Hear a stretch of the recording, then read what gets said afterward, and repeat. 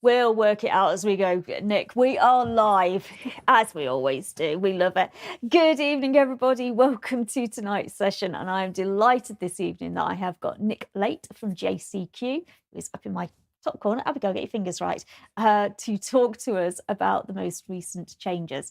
He has got a presentation for us, which he is going to go through at whistle-stop speed, because we know that most of you will have access to this already. You will have access to training, and then we can make sure we've got plenty of time for Nick to answer questions. I have already got, I think, 19 questions to ask you, Nick. So if anybody asks any others, it may be one of those where I email them to you at the end, like we've done in previous years. And I know you're great at responding to them. So I think we're going to pass over to you, and we're going to get Gavin to load up the slides for you. Brilliant. And then obviously Gavin will be my practical assistant and move them on.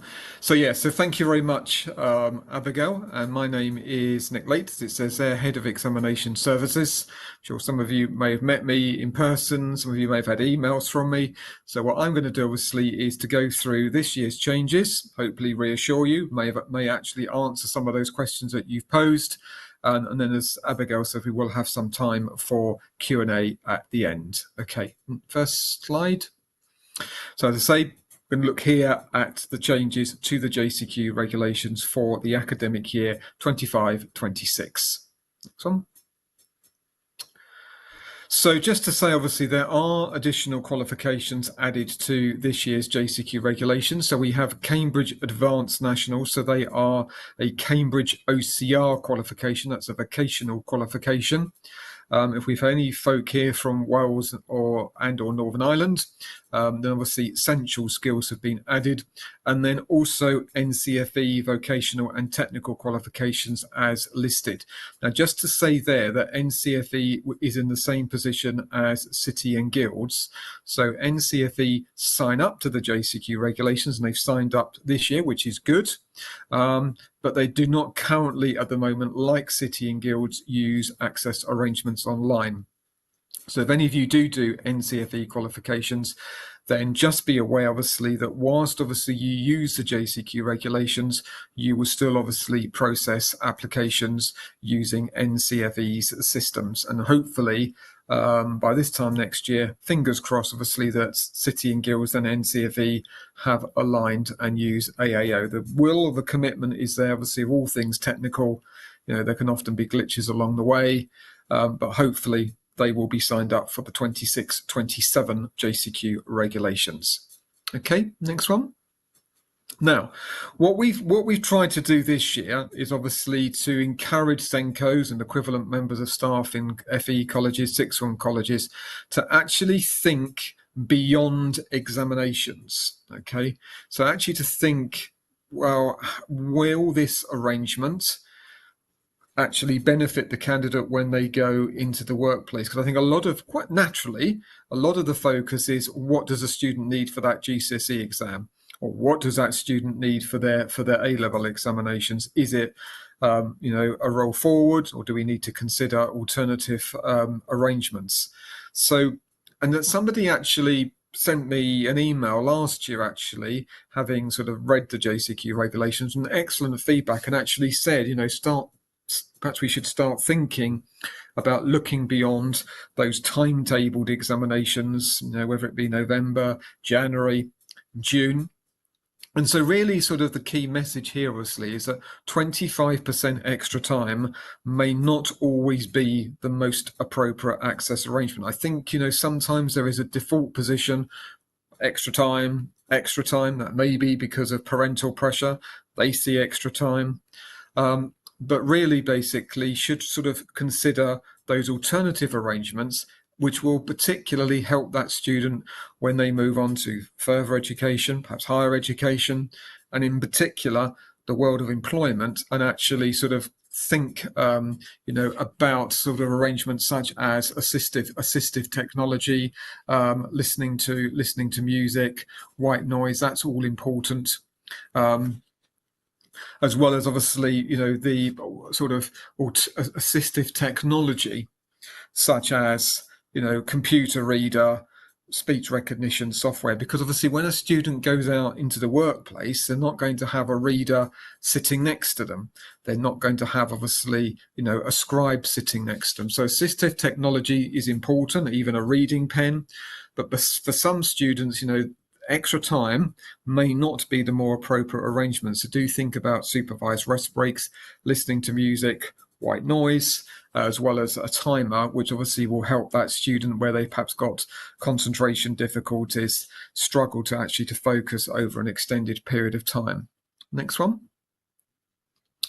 So I'm sure you'd all be pleased to hear that the signed candidate personal data consent form and the equivalent data confirmation by the examinations officer or SENCO, those have now gone. Okay, so you don't need those anymore.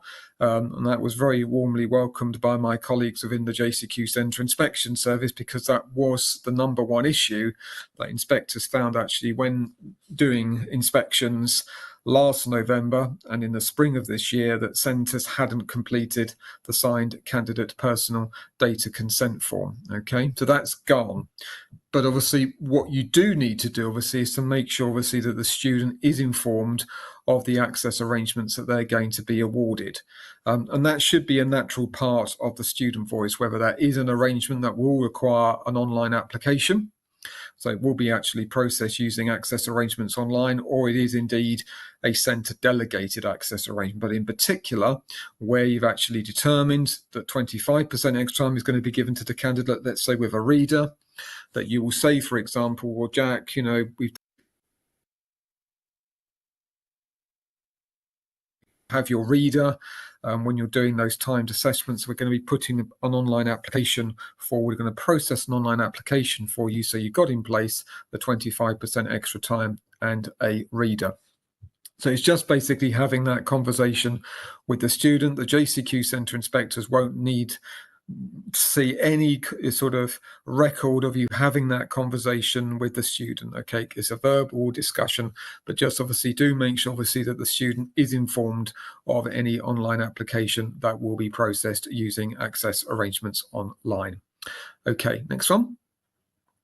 So really, obviously, supervised rest breaks, you need to be thinking obviously about those students who experience anxiety, attention difficulties, those who have got neurodivergent conditions such as ADHD, ASD, a student with a formally diagnosed medical condition, a mental health issue. So a student who tires easily because of a medical condition, a candidate who struggles to concentrate over an extended period of time. So for those students, typically you'll find that supervised rest breaks will be more appropriate than 25% extra time. And recently somebody told me of a student in their school, and for his supervised rest breaks, he had to go running around the school playing field.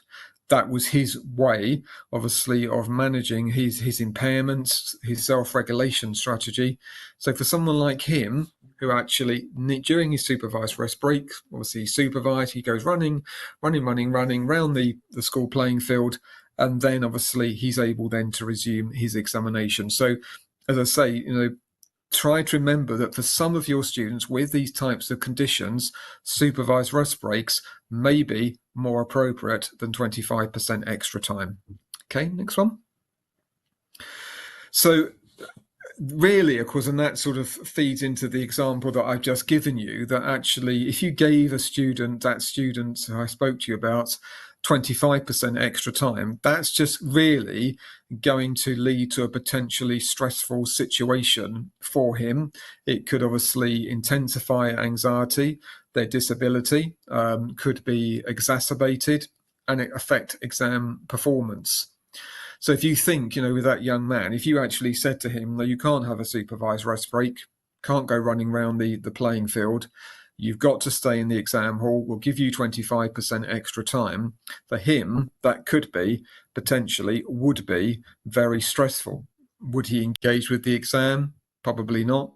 Would he could well decide, actually, well, I'm not going to do any more of my exams. I can't actually sit in this exam hall in silence for an extended period of time. So as you can see there, The supervised rest breaks allow the candidate, like he does, to step away from that exam room. He leaves the exam room duly supervised. His self-regulation strategy is running, and then he can come back to the exam room and refocus on the examination. And what you would generally find, obviously, is that does lead to a more effective exam performance. It's helping that student. It's sort of developing their longer-term self-management skills. So, do really consider supervised rest breaks for those students who have, impairments other than a learning difficulty. Next one.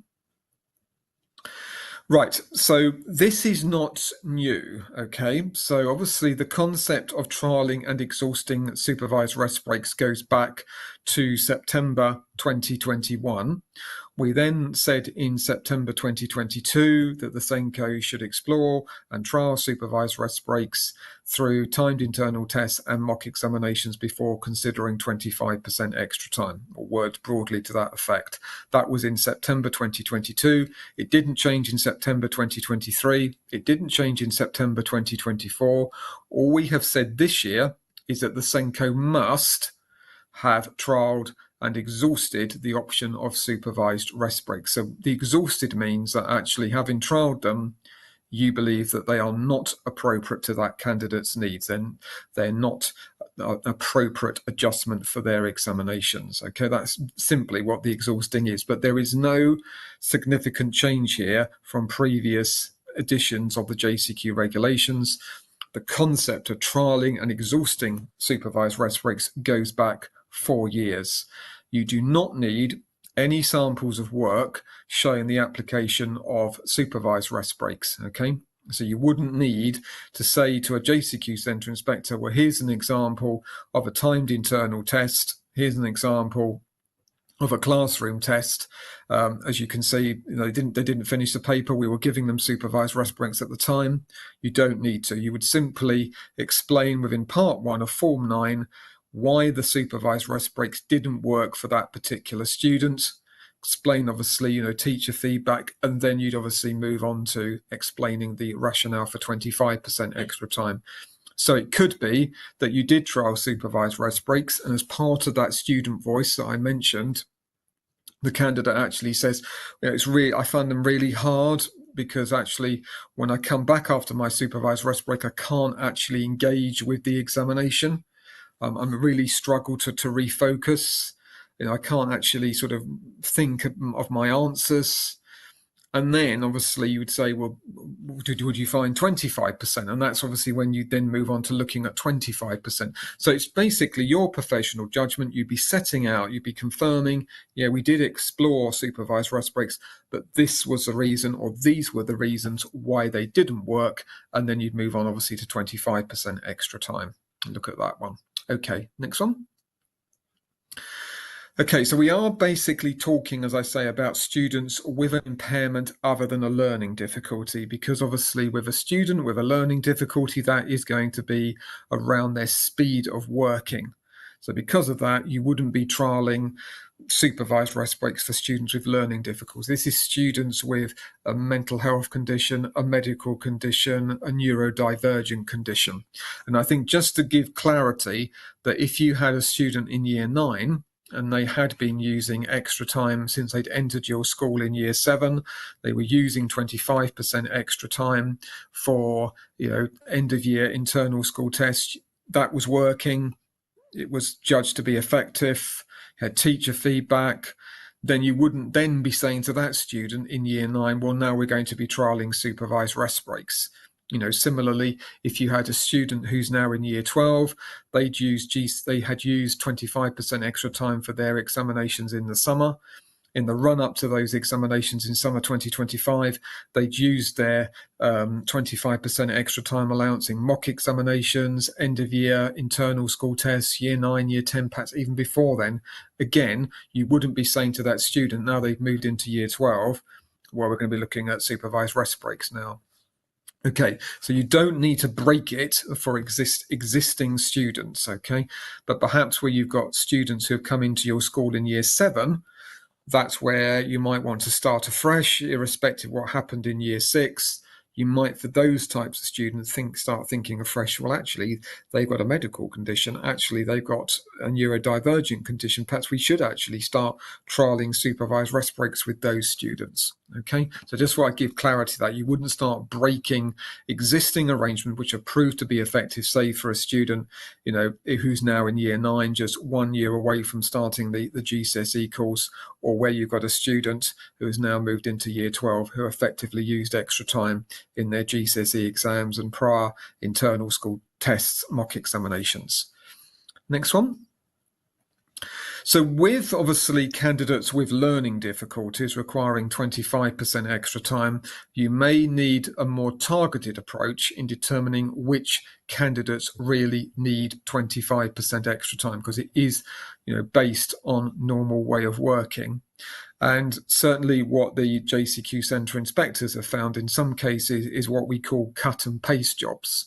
So actually on Form 8, the front of Form 8 will say Jack, but actually when I'm an inspector and I start reading part 1 of Form 8, it's talking about Mark.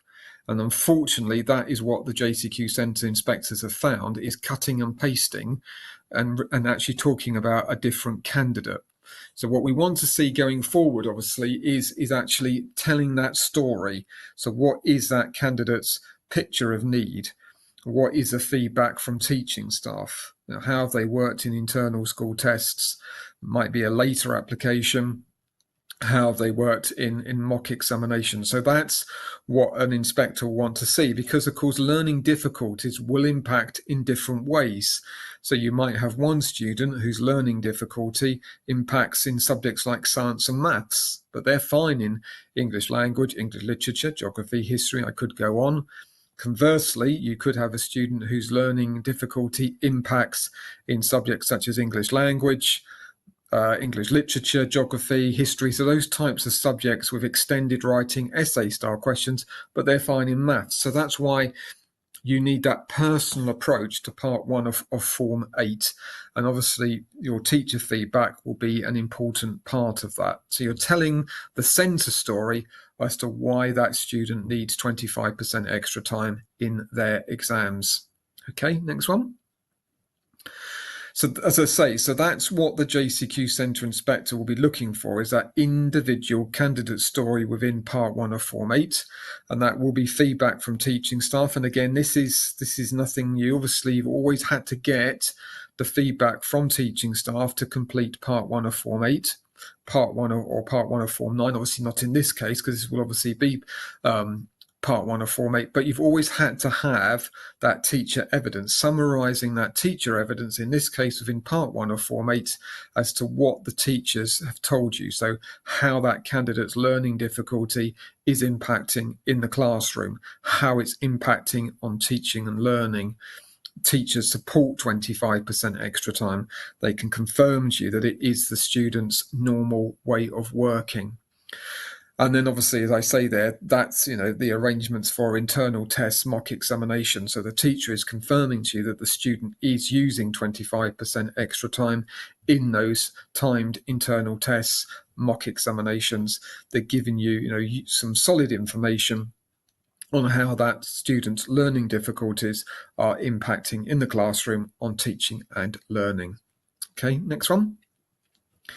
So really part 1 of Form 8 feeds through to part 2, and certainly when I've done inspections, 1 or 2 of the inspectors have actually said this to Senko. So actually, well, what I'm looking for, which is obviously why we're sort of saying that this year, is what I know 1 or 2 of them have said that when I've been with them.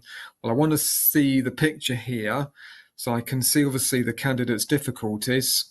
So that makes sense, because then having read part 1, I can see that the tests you've administered, that sort of marries up. So for example, if there was strong emphasis on reading and writing difficulties, then the standardized scores recorded within part 2 of Form 8 relate to speed of reading or speed of reading comprehension, speed of writing. So that picture of need, the feedback that has come from teaching staff for the difficulties that they've reported with the student in the classroom, the demonstration of the normal way of working is then consistent with the standardized scores recorded within part 2 of Form 8. So really, you've got that centre-based evidence, And then the scores within part 2 of Form 8 are simply, obviously, really substantiating what you already know, that this is a candidate with persistent and significant difficulties. Teaching staff have confirmed that. Extra time's their normal way of working. And then you've got your 2 below average or 1 below average and 1 low average standardized score, say relating to speed of reading, speed of writing, or let's say 2 different areas of cognitive processing fluency. And then having got that center-based evidence with the test scores, that then leads to 25% extra time being recorded as the agreed access arrangement within part 3 of Form 8. Okay, next one. Now, skeleton information within Part 1 of Form 8 is no longer sufficient. And this obviously is a particular problem for FE colleges, sixth form colleges. I had one FE college say to me that they could only accept 10% of the forms that were coming through from schools. Another FE college slightly higher at 42%, but it is disappointing. And with the skeleton Part 1 of Form 8, the aim there was that there was just enough information for the candidate to be assessed. The assessor looking at Part 1 could actually say, right, okay, I can work out from this. I've just got just about information so I can focus on cognitive processing. That's where I think their difficulties are, having read Part 1 of Form 8. But the intention was always that after the assessment, Part 1 of Form 8 would be fully completed. That clearly has not happened with some centres. The other issue is that JCQ centre inspectors have seen within Part 1 of Form 8 simply, and I paraphrase it, but it would be a similar example. Parent has said Oliver needs 25% extra time. Parents have requested 25% extra time for Mark. Literally, that's all they have seen. I think one FE college, in terms of the skeletons, had sort of Form 8s that said Ben has reading difficulties. That was it. So the statements within Part 1 of Form 8 must be addressed prior to the assessment. Now, you could, and I'm sure some of you may have come across this, where a student has generally fallen through the cracks, and you have had parents actually say to you, well, I'm really worried about James. I don't think, when I'm with him, I'm his dad. When I'm actually with him at home doing work with him, I'm really concerned because he reads slowly and he seems to take his time to get his ideas down on paper. And it doesn't seem right to me. He's okay, in maths and science, but I've really noticed when I've been working with my son that actually he's struggling. Is there anything you can do? And then you might find actually, well, okay, we'll talk to teachers, and actually it comes about that James does need 25% extra time. So you could say within Part 1 of Form 8 at a parents' evening, James's father raised concerns when working with him at home, when helping with him with his homework. He could see that he was struggling. It took him some time to formulate his answers. Having had this feedback from his father, we then actually looked at pupil attainment data, pupil tracking data. We got feedback from teaching staff. We ran some screening tests, etc., etc. That approach is absolutely fine. But what you couldn't have, as I say, and what we have seen is just simply one-word statements. Parent wants 25% extra time. Parent has requested 25% extra time. So that isn't acceptable practice. Okay, next one. So obviously, in addition to Form 8 and Form 8RF, so going forward, so I just reiterate this, you don't need to worry about applications that were processed in the 24-25 academic year. You could have had applications that were processed in the 23-24 academic year for GCSE students.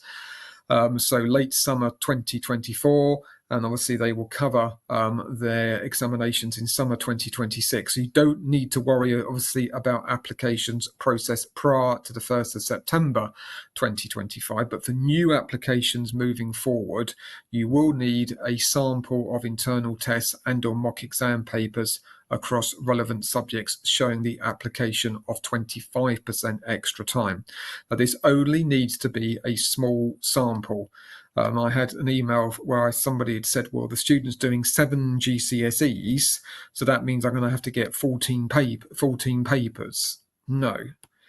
So if you had, in that scenario, a GCSE candidate, all the inspector would be looking for is 3 examples, and that could be a timed classroom test, it could be a timed internal test, it could be a mock examination, and it could be a science or maths paper, it could be an English or a geography paper, could be a business or an MFL paper. Okay, so you could have a mix. You could have an internal school test for one subject, a mock exam for another, timed classroom test. But basically, obviously, what we want to be seeing, obviously, is that 25% extra time really is the candidate's normal way of working. Because obviously, when you're processing an online application, you are saying it is the candidate's normal way of working. When you're completing part 1 of Form 8 or the Form 8 RF, you are saying it is the candidate's normal way of working. So it is reasonable for a JCQ centre inspector to say, could you actually show me some evidence that actually this is the student's normal way of working? Now that could be, equally, it could also be an assessment sheet, because I do know obviously that subject departments will store those mock papers in different ways. Some may store them electronically, some may store them in hard copy. They will hold them. Some may upload them to a cloud-based system. So you could actually give the teacher an assessment, I'm calling it an assessment sheet, which they complete as they mark their end-of-year internal school test or mock examination. And that could be simply, the student name. It must obviously state the subject that it relates to, the paper. And then you could have a tick box. Did the candidate use 25% extra time or not? Then a series of tick boxes, how they used their extra time. So they were able to complete the paper and answer all questions. They were able to actually go back and expand upon their answers. They were able to review their answers and correct them, etc. And then you'd have a statement where the teacher would write, a short statement on the effectiveness of the 25% extra time. And then obviously you might have a box where the student could review their comments, but that isn't mandatory. But if you go down that road of having an assessment sheet, or sheets that you'd show an inspector, then that must relate to an actual mock paper or a timed internal test. So I did have one centre that actually said to me, so the paper does have to be marked. Well, yeah, it does have to be marked because, of course, the teacher needs to be judging how effectively the 25% extra time was being used. Did it make a difference? So an inspector would say to you, okay, so you presented me with this assessment sheet. I can see how the students use their 25% extra time. You've confirmed they've used it. So that timed internal test, that mock paper does exist within your centre. If you had an A-level candidate, it would be one piece of assessment evidence per each A-level subject. So say one for economics, one for business, one for sociology. That's it, one piece per subject for A-level. And for GCSE, we'll be looking at no more than 3, okay? And some centres are already doing it. They have been doing this. So for some centres, this is not new at all. And the final bit should not be a surprise to anybody, because, of course, you've always been required to summarise teacher feedback within Part 1 of Form 8 or Part 1 of Form 8 RF, as I should say. So here, all the inspector is going to say is, you summarised the teacher feedback, or I can see that you've actually referenced feedback from the geography teacher. I'm guessing is that they've given you a very good example of how the candidate's learning difficulty has impacted. Can I see the teacher feedback? Can I look at the sheets? So that's all that is, and that should not be a surprise to anybody. What I will say to you, obviously, is that the JCQ centre inspectors will be very mindful that this information, these documents, may be in different formats. So they are well aware of that, okay? So you could be a centre that actually stores your access arrangements paperwork in hard copy format, but the comments, the observations you got from teaching staff, that might be, on a spreadsheet, might be on a Google form. So they have been made aware, and they will continue to be made aware, obviously, that you might have this information in a different format. You might have, your assessment sheets in hard copy, because they come from the teacher, but the rest of your access arrangements paperwork, your Form 8 or your Form 8 RF, is all the evidence of the assessor's qualification is all electronic. Okay, or it could be that actually you've got hard copy access arrangements documentation, but you're able to log in onto the school system and show the inspector some mock exam papers that have been scanned and uploaded. So it's how it works for you, but I just want to reinforce to you that the inspectors will appreciate that some of this documentation may not be consistent. Some might be hard copy, some might be electronic. Okay, next one. So again, it's the same principle, obviously, with Part 1 of Form 9, as we've already mentioned, obviously, that within Part 1 of Form 9, that's where you would show, obviously, that supervised rest breaks had been trialled and exhausted if you'd actually, were going down that road with a student. So as I say, you wouldn't be breaking existing arrangement, but you might have a candidate, let's say, who'd had a very recent diagnosis of ADHD, and no previous access arrangements. So now you were looking at access arrangements for that student. That's the scenario where you would be actually saying that you trialled and exhausted supervised rest breaks. And as I say, supervised rest breaks being exhausted means actually you have trialled them, but they're just simply not relevant. They're not appropriate to that candidate's needs. And all that information, that rationale for why supervised rest breaks didn't work, why 25% extra time does, would all be shown within Part 1 of Form 9. You don't need any teacher evidence there in terms of mock papers, timed internal school tests, as to showing, well, they didn't complete the paper with supervised rest breaks, as I mentioned earlier. And then obviously through your feedback from teaching staff, that small sample of timed internal tests, timed classroom tests, or mock examinations where the student has effectively used 25% extra time, you've decided as a SENCO that 25% extra time really does work for them. Okay, next one. So again, it's the same principle with the Form 9. The inspector wants to see, obviously, that individual candidate story. So not a cut and paste job, okay?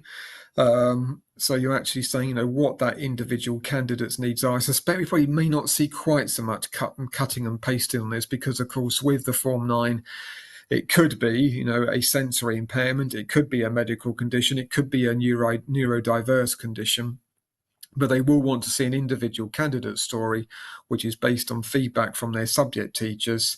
So how that impairment is impacting in the classroom, how it's impacting when they complete timed work. And then obviously you've got the arrangements that 25% extra time is put in place for internal school tests, mock examinations. Okay, next one. So same principle again. So comments from parents cannot be recorded within Part 1 of Form 8. I suspect, probably what's happened is that the school's been presented with a report from a specialist. So it might be, say, a formal diagnosis of ADHD where they say extra time, and they probably don't appreciate that supervised rest breaks exist. And if they did, they probably would be recommending them. So comments from parents can't be recorded within Part 1 of Form 9. And it's the same principle in terms of that small sample of internal tests and or mock examinations or timed classroom tests across relevant subjects. So where they're using 25% extra time, as I've said earlier, for a candidate that's doing 7 or 8 GCSEs, you've decided on a subject by subject basis that they do need extra time in those 7 or 8 GCSEs where they've got timetabled written exams. You've got a sample of no more than 3, so to 3 pieces relating to 3 different subjects. And then the Form 9 is also supported by the comments and observations from the teaching staff, okay? And again, that shouldn't be new. This shouldn't be sort of a sudden shock to people, because obviously you've always been required to actually summarise the feedback from teachers within Part 1 of Form 9. Okay, next one. So really, in a nutshell, for 25% extra time, what we're looking at here, obviously, is a more robust and needs-led approach to 25% extra time. We're not taking it away from anybody, okay? We haven't actually raised the bar. It is just making sure that the right candidate is awarded 25% extra time. So you've got that well-rounded view of the candidate's day-to-day learning profile. So what are their struggles? What are their difficulties in the classroom? What are their difficulties when they come to complete timed work. What are teachers telling you? What have teachers seen? And then you've got that small sample of actual evidence that 25% extra time is being used by the student. It is their normal way of working in those timed assessments. Okay, next one.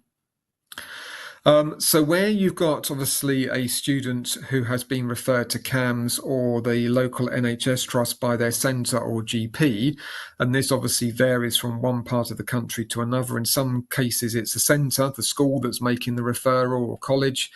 In another case, it's a GP. So the fact that they're on a list to be screened is no longer sufficient.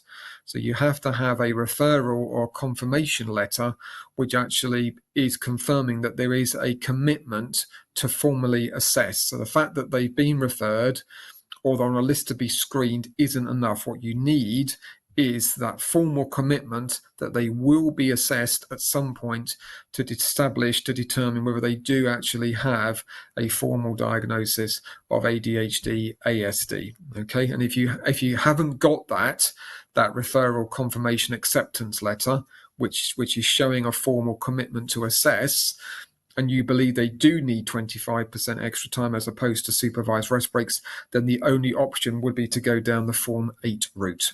Okay, next one. So those of you that are doing GCSE resits, I'll take the colleges first because obviously this is where a lot of the GCSE resits happen.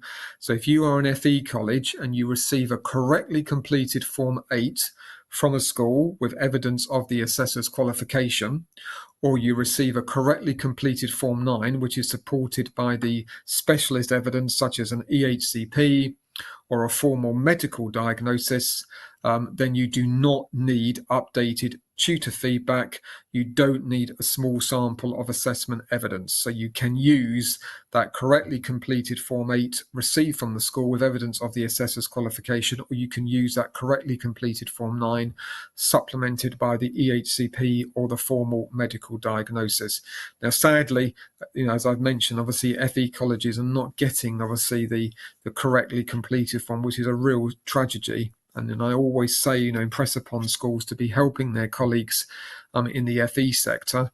But where you are in the FE sector and you're fortunate enough to have got those correctly completed forms, you don't need to do anything aside from processing a new online application. If you're a school and the student has a current approved online application for 25% extra time, which covers the November examination series, I'll focus on November, you don't need to do anything. The application remains in place. You give the student the 25% extra time, which they would have had it obviously in summer 2025. Okay, next one. So where candidates only require occasional reading assistance, so the odd word or phrase, then they need to be using an examination reading pen. Okay, so remember that the reader or the computer reader, and ideally obviously people are shifted to a computer reader, as we mentioned earlier, to help them obviously when they're in higher education, and more particularly so when they're in the workplace. But the reader or the computer reader is for a candidate with more persistent, more significant reading difficulties. Okay, next one. So communication professional, this is nice and simple. That's been renamed as a sign language professional. It's just simply a name change, nothing else. Okay, next one. Now, with a practical assistant, so these obviously are quite small. They're nothing like, 25% extra time, reader, scribe, not even as big as more than 25% extra time. So a practical assistant, you're probably looking around about 1,000 applications a year. But here you must make sure, obviously, that the subject teacher is satisfied that that practical assistant is not going to perform a task which would impact on the very skills the candidate is being assessed on. So think more sort of, those subjects such as food preparation and nutrition.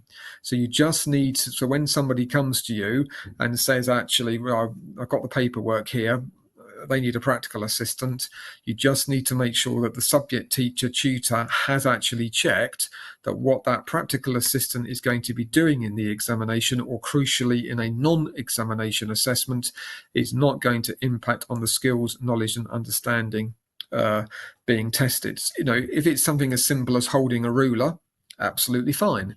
If it's just something as simple as turning the pages of a script for a candidate, fine. I had one a few weeks back where the candidate couldn't actually manipulate a reading pen because of their physical disability, fine. So all those are nice and straightforward.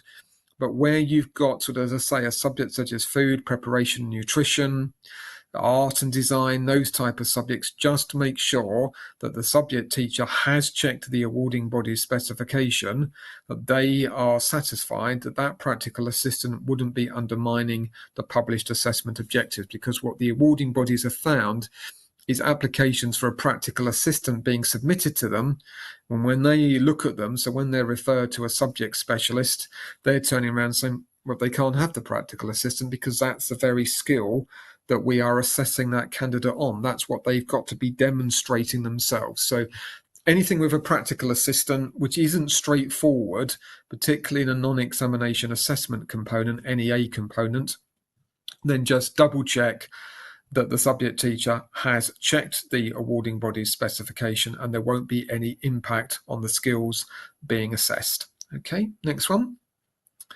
So this is a new one. Okay, so what we try and do, obviously, we always try to see whether we can actually reduce bureaucracy and burden for centres. It's a bit like a seesaw. So in some cases, we will think, actually, this can easily be delegated to centres, where in other cases, we need to obviously to ensure the robustness and the integrity of that access arrangement is being maintained. So this one, as I say, is new. And it is a blank sheet of paper for doodling where a candidate has persistent and significant concentration difficulties. So what we were finding, obviously, is that centres were processing an online application for other that was being rejected, not approved, and then basically needed to be referred online to the awarding body. Now, is a blank sheet of paper doodling going to give a candidate an advantage? No. Could extra time give a candidate an advantage? Yes. So that you can see the difference. So when you've got a student who's got persistent and consistent concentration difficulties, they're really sort of significant, and that's how they have to manage their impairment, by doodling. It's centre delegated, no evidence, no paperwork to complete. The only thing you'd need to do, obviously, or rather your exams officer would need to do, is to make sure the doodling sheet was placed inside the candidate's completed answer booklet. Okay, next one. So bilingual dictionary with 25% extra time. Now, I'm sure some of you may have come across this. So let's say you had a candidate who entered the United Kingdom on the 23rd of May, 2022. 3 years later, 23rd of May, 2025, they've been in the UK for 3 years. They can use, of course they won't because there's no exams probably after that date, but they could use the bilingual dictionary with 25% extra time for any remaining exams in May. But when they came back from the late spring bank holiday, so they come back, it's June, you can have your bilingual dictionary, but you can't have your 25% extra time now because you've been in the United Kingdom for 3 years. So you can see was that really fair to a student? So exams before half term in May, bilingual dictionary with 25% extra time, because obviously at the end of May they would have been in the UK for 3 years. Come back in June, you can't have your extra time. You can have the bilingual dictionary though. Was that a fair experience? Probably not. So now that student would be able to use their bilingual dictionary for all remaining GCSE examinations or other level 1, level 2 vocational qualifications in June. Okay, can't use it beyond June. Couldn't use it, in a November resit, but basically for June exams, they could use that bilingual dictionary or with 25% extra time up until their last examination in the June series. Okay, next one. So these are just obviously a series of reminders. So next one. So we have tried to reinforce this, so we're doing it again. So remote invigilation does not mean a candidate taking a question paper in a non-transparent sealed envelope, possibly in a transit bag. It could be in a briefcase, so it's locked away in a briefcase, or it's zipped in a transit bag. and being taken to the candidate's house where the invigilator will conduct the examination. It could be a children's home, it could be a hospital, which is a non-registered examination centre. So really, alternative site arrangement is where the invigilator and the candidate are together in the same room. Remote invigilation is really like me this afternoon. I'm not with you all in person. So I'm one side of the screen and you're the other. So think of that like remote invigilation.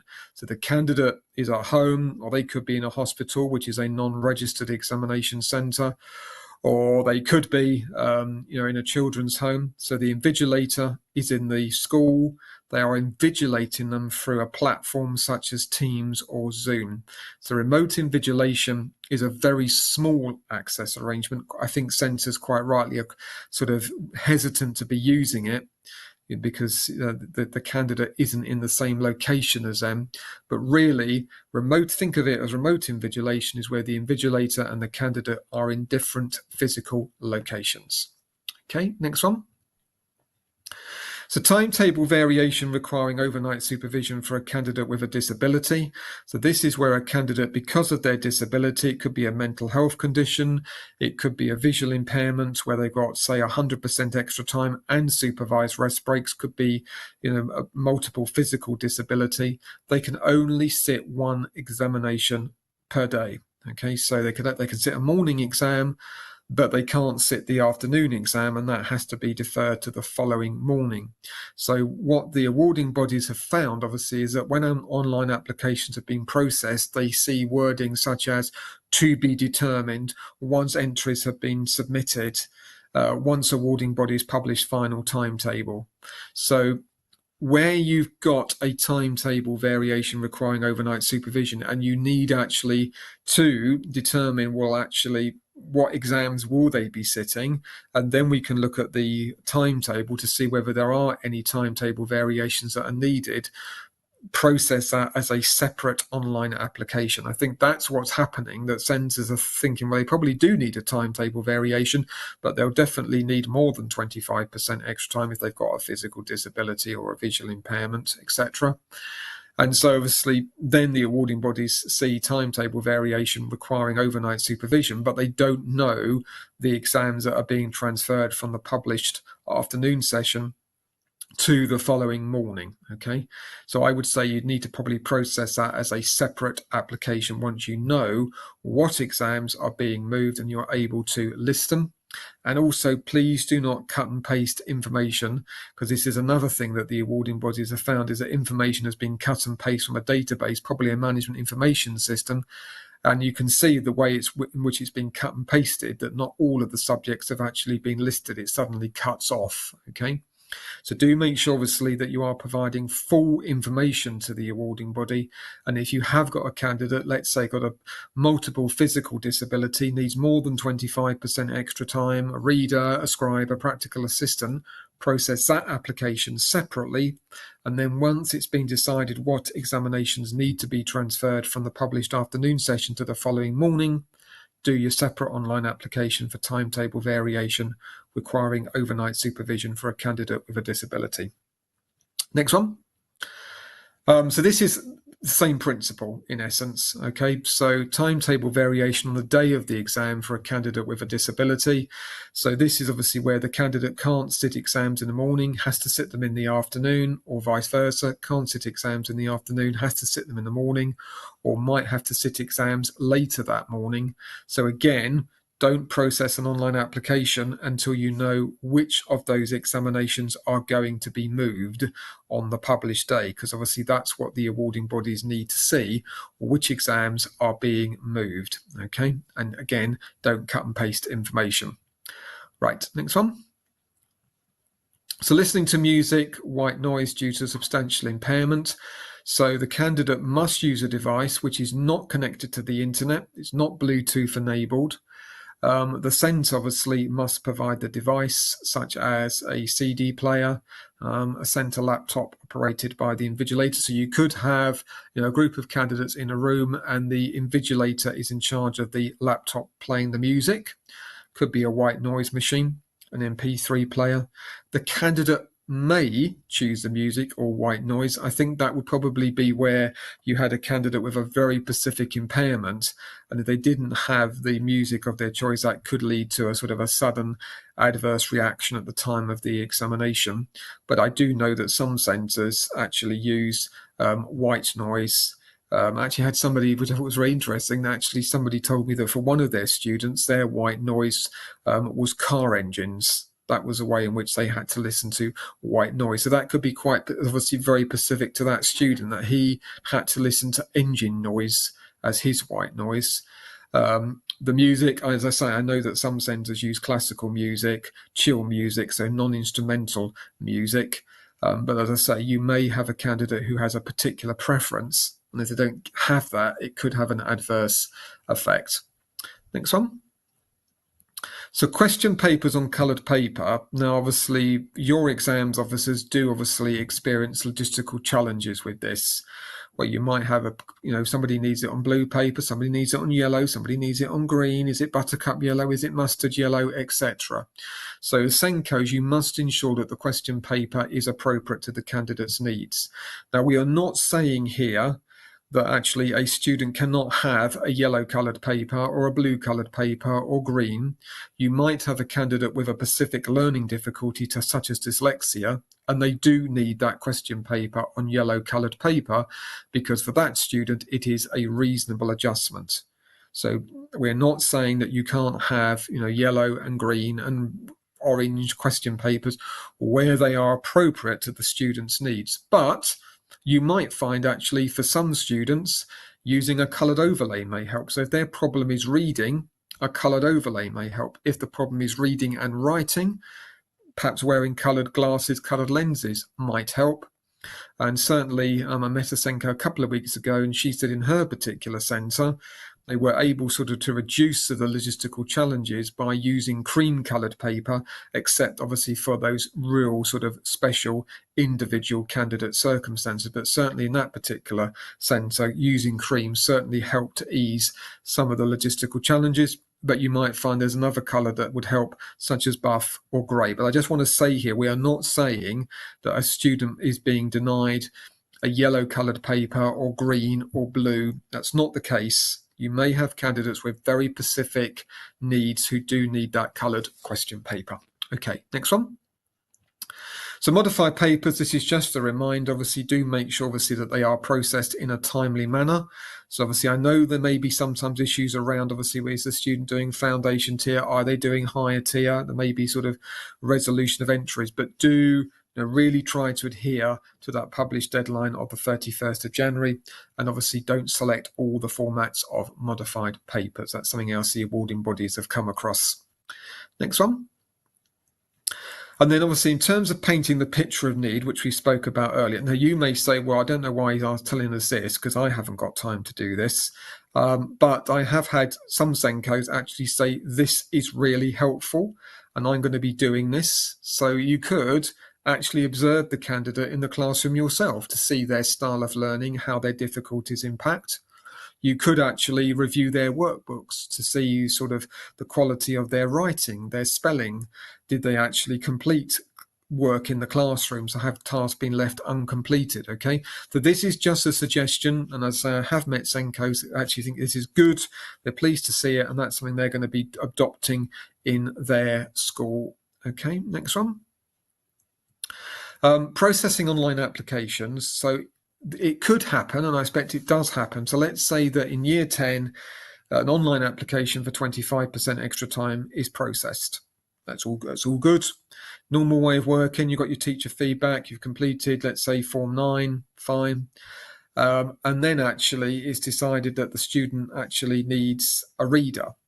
So rather than processing a new online application for a reader or computer reader plus 25% extra time, you just process a brand new application for a computer reader.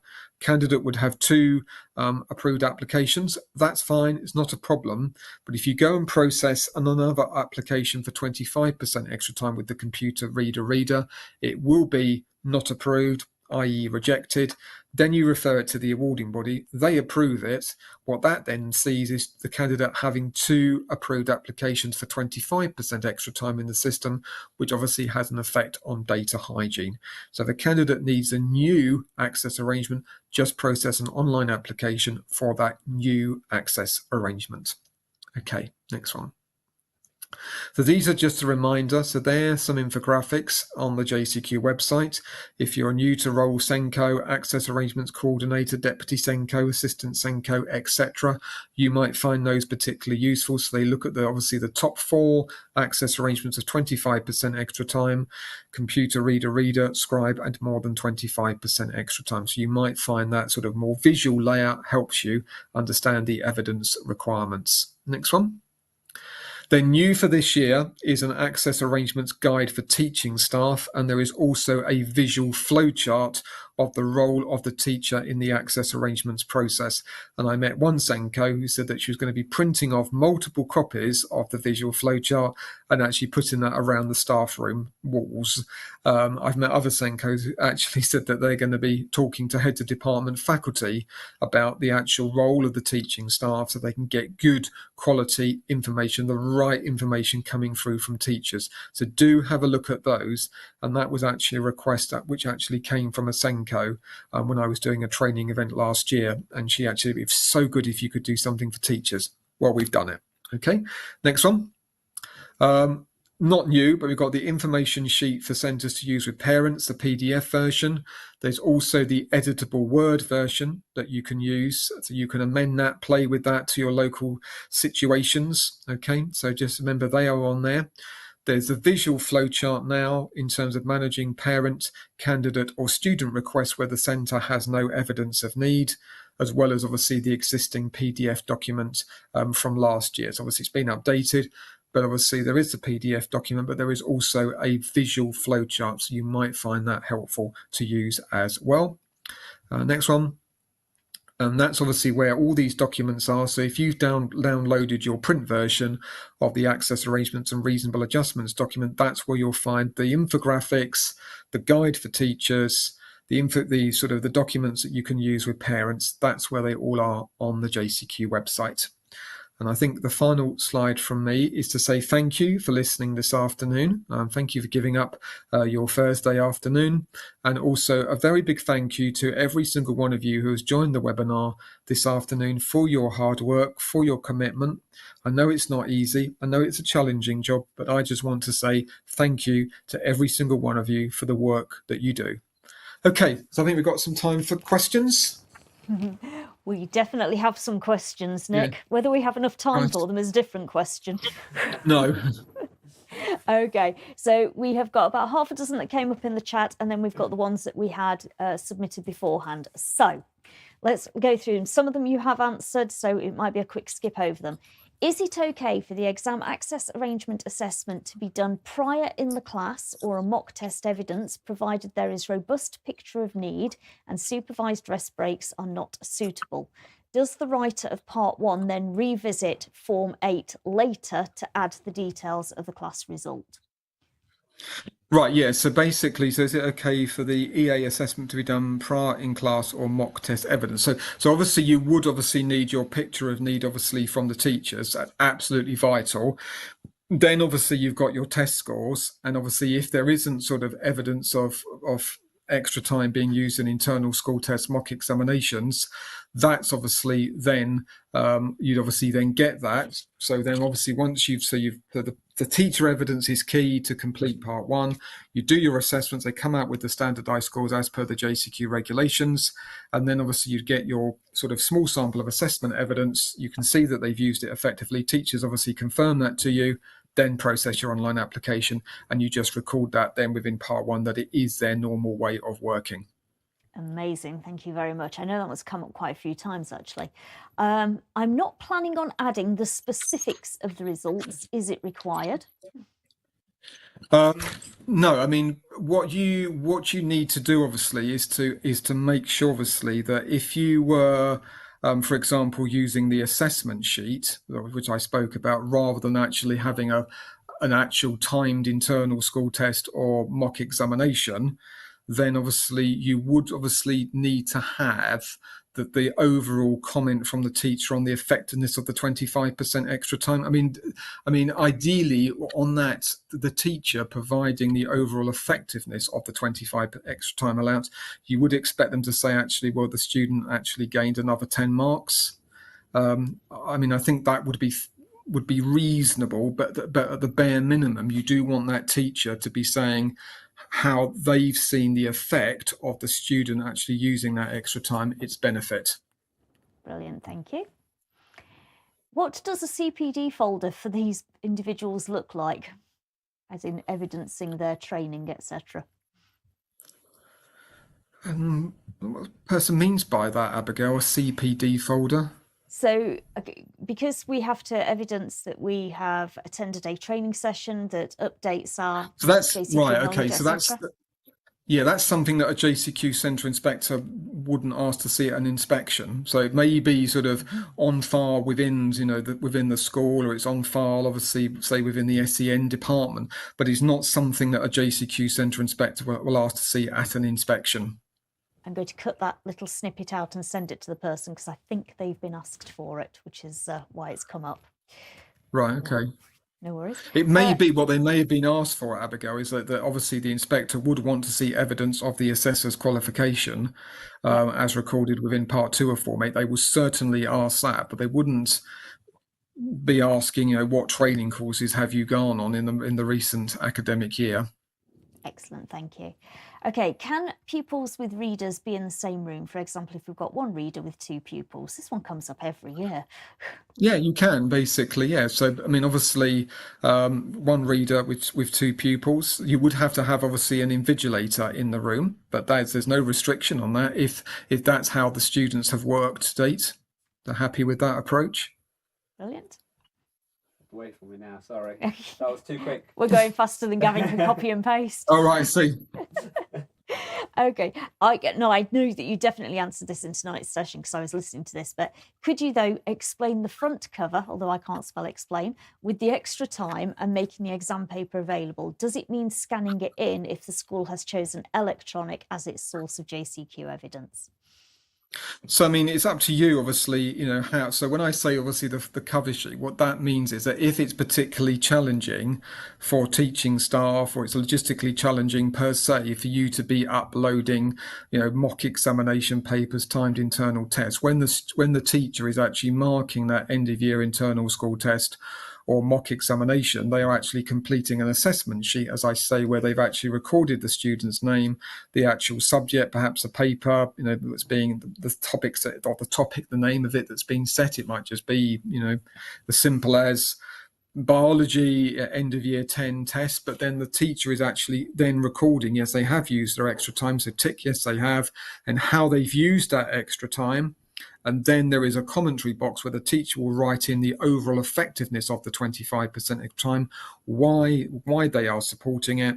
You could have a box for the student. It's not mandatory, but you might want to have a box where the student records how they feel.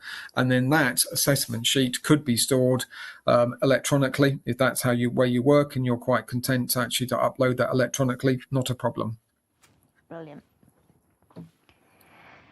For A-level subjects, if they're doing practical subjects, it's hard to find the evidence of extra time to support the one or two that need more written work. Could just one subject be used that does have written evidence? Yeah, so if you had a student, say, that was doing art and design, English literature, history, then obviously the inspector wouldn't want to see artwork where there may have been extra time given for a timed internal test. So in that scenario, if you had art and I can't remember what I said now, English literature, history, you would just obviously have the one piece of assessment evidence relating to English literature and another piece relating to history. I'm miles behind now. I've got two questions coming as I'm trying to copy and paste. Give us 1 second. This way. There. Okay. There is some confusion about the results from mocks for extra time. Could they come from the year 9 mocks as opposed to GCSE mocks? So for year 9, you could only use year 9 mocks if you were a school that actually delivered GCSEs over 3 years. Some schools do deliver GCSEs in years 9, 10 and 11, or that actually say the summer term of year 9 was used as preparatory work for the starting of the GCSE course in September. But if you're a school that actually only does starts GCSE teaching in year 10, then the answer to that would be no.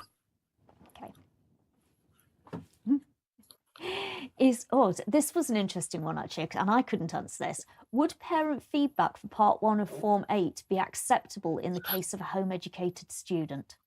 Yes, absolutely. So what you must do, obviously, in that scenario, if you've got a home educator student, is actually make it very clear that this relates to a private candidate. And obviously for a private candidate, then yes, absolutely, you could obviously have feedback from parents, if that, particularly obviously if they haven't got a tutor. If they've got a tutor, you could obviously mix that obviously with the parent, obviously with the feedback from the private candidate themselves or home educated student. But yeah, private candidates are different. Okay, so yeah. Excellent, thank you. Okay. Sorry, Jay. All right.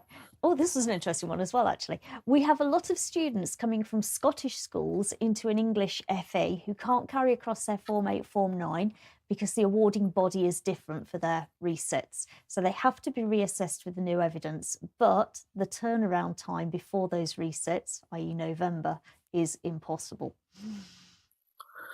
So I mean, I'm not quite sure obviously whether that is. I'm assuming that they are resitting GCSE. They're actually resitting English and maths, but as GCSE in an English school. That's how I've interpreted it. Yeah, so I'm afraid you're just going to have to do what you can. I mean, if that is November, obviously you would obviously have the teacher feedback. So you could show an inspector, actually, this is the teacher feedback that I've used to complete part 1 of Form 8, part 1 of Form 9. If you really, really can't actually get one piece of assessment evidence, couldn't be a timed classroom test, and you just have to explain that to the inspector and say that because of the tight turnaround, because these are students that have come from Scottish schools, a completely different system, we just haven't been able to get one piece of assessment evidence. But actually looking at the documentation from the Scottish school, we do believe obviously that had been their normal way of working in those SQA exams. Excellent, thank you. Coming across.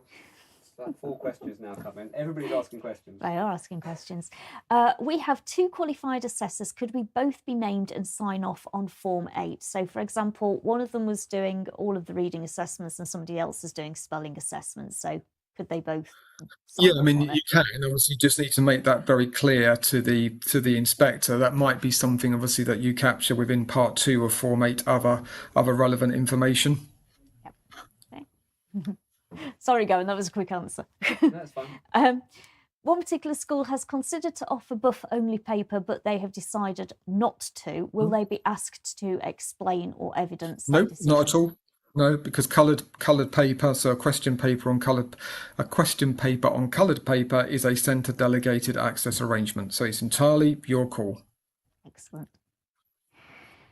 If I have a year 11 whose application will be a Form 9, but it hasn't yet been made and is using both supervised rest breaks and extra time, and it's their normal way of working, do I need to take away the extra time in the mocks to prove I have exhausted it? In my professional opinion, it's not appropriate. And you did say this. We did, yeah. So basically, if supervised rest break, extra time are their normal way of working, you just record the need for both within Part 1 of Form 9. Lovely. I'm watching steam come off Gavin's fingers. A teacher has indicated the need for extra time in Form 8 Part 1 as normal way of working, but their actual mocks are not until January. Could an external assessment take place based on the normal way of working information and the additional information used to add to Form 8 Part 1 later? In other words, a classroom assessment kind of thing, or yes, absolutely. You can use a classroom assessment to prove the need for 25% extra time. As I said earlier, it could be a timed classroom test, it could be an internal school test, could be a mock exam. So we've got their normal way of working. We can then get the external assessor in to prove that we need that, and then we update Part 1 later on with the actual mock result to show yes, this was definitely there. Yeah. Brilliant, thank you. This one's going to be quick. This one's a quick one, apparently. Where do you want pupil voice? I mean, you just summarise that. I mean, if you know, as I say, it's probably something we will develop going forward, but you would just reference it within part 1 of Form 8 or part 1 of Form 9. Brilliant. The standard practice, yeah. I think somebody sat on one of your other trainings and heard you say something about notice of inspections. 24 hours, 48 hours, not 28. So Could we basically, have some clarity? so for access arrangement inspections, you will get 48 hours notice. That's for access arrangement inspections. Any access arrangement inspection, you'd get 48 hours notice. 48 hours notice. There we go. Thank you. When it says extra time evidence, are the marks with and without sufficient, or do they need to see the extracts demonstrating the use of the extra time? No, so basically, as I said, if that relates, sorry, I'm stuck in my throat. If you relate to, you're relating to the assessment sheet, then as I say, basically you could ask the teacher to complete the assessment sheet, but what the inspector probably will say, so this mock paper, this timed internal test does exist within your centre. Okay, and they could ask to see that script effectively to see where They could do, yeah. Right. This was an interesting one. Do you actually collect all the frequently asked questions you get asked and publish them anywhere? No, because they're just so random. I mean, yeah. Yeah. It was a suggestion that somebody came up with, so maybe we should collect them for you. Well, I've got a whole list. Okay. I think we're on to the ones I'm not prepared for, Jay. No, you've got another 2 more. Oh, okay. What tests are suitable for assessors to evidence that there are underlying difficulties in the first language? That's not something that I could answer because I'm not an assessor. I mean, my answer would be is to undertake the assessment in their first language. That is actually the best advice. And if ever I want to know what assessments I can use, I go to the Ann Arbor Publishing website because that actually is very clear about what assessments are available. Oof, I'm going to make his fingers steam again.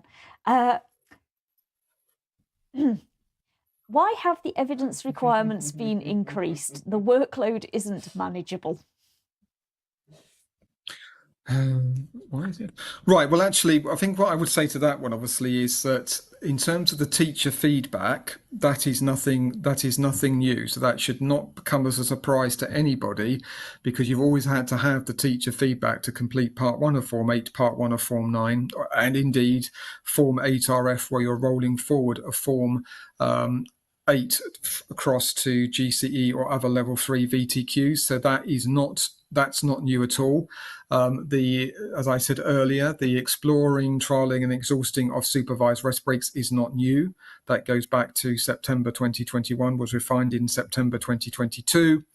And I think it is reasonable, as I've said, that where you are saying it's the student's normal way of working, you've confirmed that within part 1 of Form 8 or part 1 of Form 9, you've confirmed it when processing an online application, that is the student's normal way of working, i.e. that the inspector is quite rightly saying, well, can you show me how you validated this? So, a small sample of evidence, so 3 pieces for GCSE, 1 piece for an A-level subject, where they've got time written exams, I think is, it shouldn't really be new because I've met centres that have been doing this anyway. And certainly inspectors have reported this at centres. Some centres have actually shown them at inspection all the comments from the teaching staff, which, as I say, you should have been doing anyway, as well as some mock papers. Brilliant, thank you. I think you're agreeing with me, Abigail. Okay. They're the suggestions, dear. We're not putting the suggestions up. That's why I made it clear they were the suggestions. Sorry. Oh, you've just wrecked. Do you need to agree with Nick anyway? I agree, yeah. No, sorry, yes, I do agree. So I was waiting for the next question. Yeah, I certainly used to collect everything, although I'm a bit paranoid, so I collect everything anyway. But yeah. So where's... Isn't it your questions now? Oh. So I've got to I'll do about 5 more minutes, Abigail. Is that all right? That's absolutely fine. We've got about 10 more questions now. So 30 seconds for each one then. Yeah. What happens to students joining the school in year 12 with extra time but no evidence normal way of working other than the Form 8 handed over? What do we do? Well, the issue there, of course, is quickly in a nutshell, because where you've got a student who's joined you in year 12 and they're doing level 3 qualifications, then you're going to have to actually gather the evidence of normal way of working yourself. So as part of that Form 8, you have to speak to their subject teachers, and also you'll have to get that small sample of assessment evidence that actually, obviously, that they are using the extra time for the level 3 quals. Yep.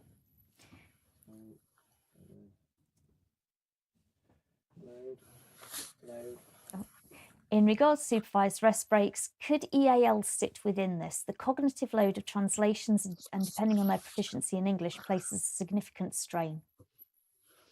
No, because I'm afraid supervised rest breaks are for a candidate with a disability, with a candidate with an impairment. So not EAL. You would, unless there's obviously a medical condition, a mental health condition, a neurodivergent condition, but EAL on its own would not warrant supervised rest breaks. Thank you. 25% extra time for EAL learners who are no longer new to English but remain in need of support. So really someone who's been in education for 3 to 4 years. Could Form 9 be completed?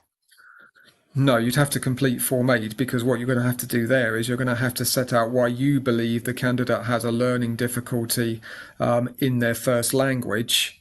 Why you believe that actually the candidates needs go way beyond English being an additional language. That's basically, this isn't a candidate who's simply struggling to learn the English language. There is in your professional judgment, there's an underlying learning difficulty shown by screening tests. You would need substantive teacher feedback. Excellent. Interesting question. I think that's a feedback one, but out of interest, are the NHS given notice of that change via the formal agreement to assess? I think that's to do with the neurodivergent pathway. Well, I mean, my understanding is certainly when speaking to stakeholders that actually the NHS do actually, I believe, I stand to be corrected, but do actually say there is a formal agreement to assess or words to that effect. And as I say, if there isn't, then you'd have to consider the Form 8 route. Yeah. Nope, I haven't. It's fine. I thought I'd copied the same one twice. I don't think I had this one. If an inspector asks to see the teacher feedback, do we need to have every teacher's comments on that? Well, actually, you have answered this. We can skip over it. Oh, no, you don't. Me. Nick has answered it multiple times, and it was throughout his whole presentation. I'm just having to double check because I might have double copied some. For a Form 8, do you think it's best practice to have evidence from normal way of working and then test? I think it's really going to depend basically on the student. So you could have basically a student where you have got evidence of their normal way of working, so you can actually confirm that. So they have actually used the extra time, in year 7 internal tests, year 8, year 9. So you can say that. Obviously, you would need to get assessment evidence that say relates to the GCSE course, but having it is their normal way of working is affected, then you can go straight to part 2. And then obviously once you've got your pieces of assessment evidence, then you can process an online application. That's key, that before you process an online application, you have got that assessment evidence. Yeah. Do you need Form 9 for a classroom, small room and rest breaks, or can it be tracked internally? So the answer to that is, if you look at section 516 of the JCQ regulations, an alternative rooming arrangement is centre delegated, does not need a Form 9. Supervised rest breaks do require a Form 9 if they've got a medical condition, mental health, etc. Okay. Just to clarify, if they're on the neurodevelopment pathway, can it be added as evidence as long as you have the email confirming they've been added to the waiting list? Yes. Yes. Sorry. I know that one. I haven't read it this week. Well, right, 2 minutes. We've got 3 more questions. 3 questions. There we go then. If the EHCP is saying difficulties, is that evidence enough of difficulties? No. So this is a common problem the inspectors find. So where you've got a student with an EHCP, you must also be completing Form 9. This is something the inspectors frequently find is just being presented with an EHCP and nothing else. So you do need the Form 9. Okay, that probably answers the same question. I'm just going to run it into the same thing. It's not going to change, but we'll do that. An EHCP who requires 40% extra time, do they have to complete Form 8 or Form 9? That's Form 9 because they've got cognitive needs, so i.e. learning difficulties. So you will have to complete Form 9 and you will have to assess them, and they'll have to get 2 very substantially below average standardised scores in 2 different areas of speed of working. Definitely, because it's 40%. Just make it even faster. Yeah. Oh gosh, small text. I had a full inspection last year when I was seeing the young person had a Form 8 as they have learning difficulties. I mentioned they were on the pathway in my picture of need and was told this should be included on Form 9 instead. Which should it be, Form 8 or Form 9, for a primary need of cognition and learning with a secondary need of SEMH? So basically, if the candidate's principal difficulty is cognition and learning difficulties, that's their principal impairment, then you complete Form 8. I suspect that because you mentioned about a neurodevelopmental pathway, that obviously then through the inspector. So you would be completing whichever form is the candidate's principal impairment, which in this case is the Form 8. Excellent, thank you. And the last question, which is an extra bit too, but it's not going to fit on the thing. Oh, I can just about read it. Sorry. FE colleges and January exams. We're gathering the sample papers for the subjects for the exam in January and will apply the 25% for these subjects. We would have applied for the access arrangements online already. Am I right that for their other subjects, we just gather the evidence and add this to their folder? This would mean we're applying, for example, for BTECs and A-levels, but don't yet have the evidence for the A-levels. No, so you mustn't process any application for A-levels. So what you need to do, obviously, is that you would process an online application for the BTEC exams, and then obviously you need to make sure that you've got evidence later on this academic year. This is too early for A-levels. You then obviously need to make sure you've got the right evidence in place for the A-levels, and you'd process a separate application for GCE. Which is what they've added to it. So do we just apply for the BTECs and then do the 25 Correct. for A-levels? Yeah. Yep. That's it. Yep. No, we did it. Brilliant. We can breathe, and Excellent. you can not get kicked out of the building, Nick. Yes. Lovely. Thank you very much, so much, Abigail. And that's okay. And to you, Gavin, as well, for obviously moving the slides on and obviously doing the questions. So thank you so much. No, you're very welcome. Thank you so much for joining us and putting that out for everybody. The question about the slides. Oh, can we share your slides with people underneath Yes, you can do. recording? Yeah. Okay, Yeah. thank you very Obviously, much. they just use, obviously used for those attending today, use within their school colleges. But yeah, absolutely fine. Okay, there you go. Brilliant. Thank you very much. Everybody, thank you for joining us this evening. We're going to let everybody escape. I'm going to go for fish and chips, and take care. We'll see you all soon. Nick, enjoy Cheers. your evening. Thank you.